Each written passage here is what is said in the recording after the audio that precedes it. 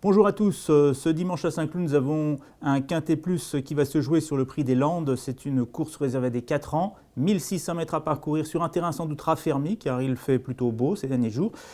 Et des places à la corde qui peuvent jouer un rôle important car sur 1600 mètres à Saint-Cloud, on est tout de suite dans le tournant de la Fouilleuse, donc mieux vaut éviter de se retrouver à l'extérieur en partant et de faire beaucoup de terrain inutile tout au long du tournant. C'est la raison pour laquelle le problème posé nous semble un peu délicat car parmi les meilleures chances de cette épreuve, il y a pas mal de concurrents qui se retrouvent obligés de partir en dehors et je pense notamment au numéro 3, Cérès, que j'aurais mis volontiers en tête de ma sélection s'il avait hérité d'une meilleure place à la corde.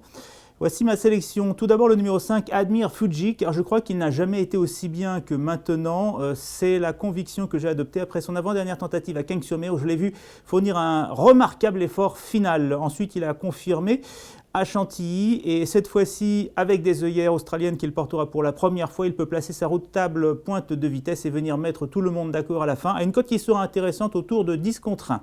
Puis derrière le numéro 4 Brooklyn Ball qui fait ses rentrées. L'an passé il a accompli de gros progrès durant l'automne et il semble-t-il peut encore franchir un palier cette saison. Il dépend d'un redoutable entraînement dans les handicaps, celui de François Roux. Derrière le numéro 3 Cérès, nous en avons parlé, il reste sur sa très bonne deuxième place dans un quintet. À ce titre il mérite l'une des premières chances de l'épreuve. Il part en dehors, c'est vrai, mais c'est un cheval sérieux qui va sans doute faire ce que l'on attend de sa part.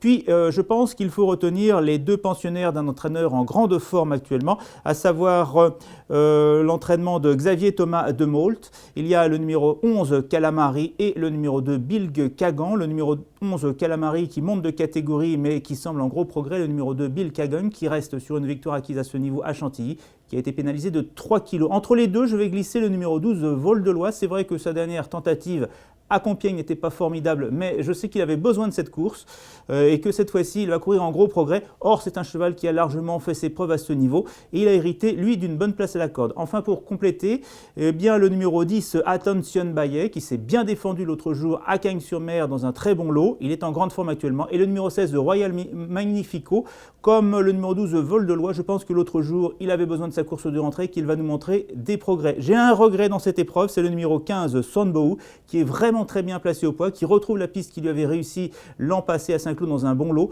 mais qui n'a pas été convaincant ces derniers temps. C'est la raison pour laquelle je ne l'ai mis qu'en 9e position. Conseil de jeu, eh bien, je vous propose des combinaisons au Quintet Plus au 5 sur 5 si vous allez sur notre site leturf.fr. Donc au Quintet avec un choix réduit de 5 chevaux de base, mes favoris le 5, le 4, le 3, le 11 et le 12. Et puis derrière 3 combinaisons, donc on rajoute une première fois le 2, une seconde fois le 10 et enfin le 16. Merci de votre attention et bonne chance à tous.